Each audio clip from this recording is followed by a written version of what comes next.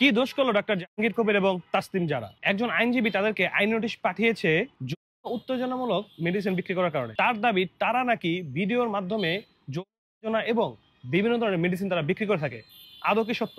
এখন দেখুন, আমার বক্তব্য কেউ যদি কাট করে কোনো কিছু ছাড়ে বা কোনো পেজে গিয়ে ছেড়ে সে অন্য কিছু বিজনেস করে, তাহলে দোষটা কি আমার? কখনোই না।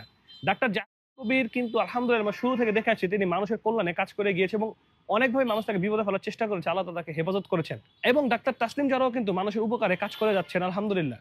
এখন এই দুইজনের বক্তব্যে অনেক সময় মানুষের দুর্বলতার কথা আসে।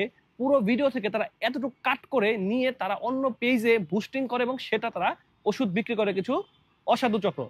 এবং এই আইনজীবী এটা বোঝা উচিত ছিল যে ডাক্তার জাহাঙ্গীর ভেরিফাইড পেজ আছে, ডাক্তার তাসলিমের যে ভেরিফাইড পেজ আছে সেখানে কোনো প্রকার ওষুধ তারা বিক্রি করছে কিনা এটা যাচাই করার দরকার ছিল।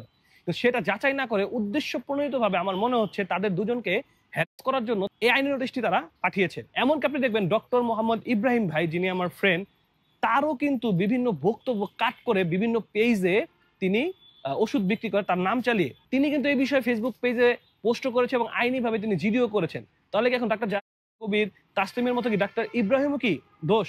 না। কারণ এটা তো আমাদের দোষ না ভাই। আমরা অনেক সময় অনেক বক্তব্য বলি যেটাকে আপনি কাটছাট করে দিয়ে ছাড়েন, সেটা কি আমার দোষ?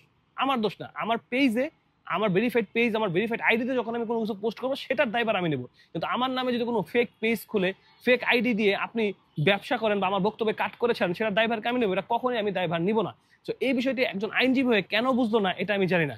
সর্বশেষ আমি বলতে চাই ডাক্তার জাহাঙ্গীর কবির এবং তাসলিম যারা তারা মানুষের জন্য কাজ করছে, মানুষকে হেল্প করছে, তাদের বিরুদ্ধে এরকম মিথ্যা আইনি নোটিশ প্রত্যাহার করা হোক, এটা আমার জায়গা থেকে দাবি।